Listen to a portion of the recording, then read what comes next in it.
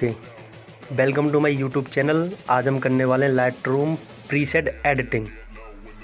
तो वीडियो में बने रहो, लेट्स गो।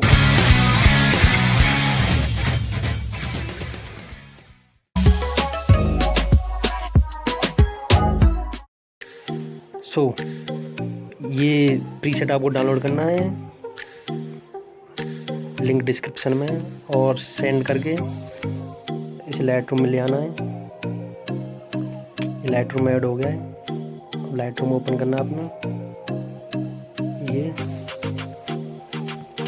और इसमें देखना लाइटरूम, ये रहा प्रीसेट, और 3 डॉट पे जाके इसको कॉपी सेटिंग कर लेना है और बैक आना है। और ये जो ऐड वाला सिंबल है, इस पर क्लिक करके जो आपका फोटो है उन्हें इसके अंदर लेना है।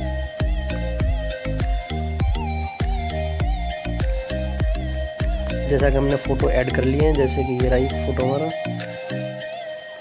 ये देखो सिंपल है। अब इसके 3 डॉट पे जाएंगे और जो पैसे देंगे उसे पेस्ट कर देंगे। देखो, आफ्टर एंड बिफोर, और इसे हम सेव कर लेंगे, save to device.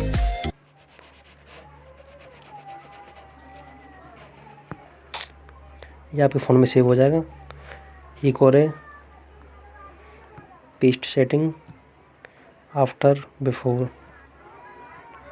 Save to device.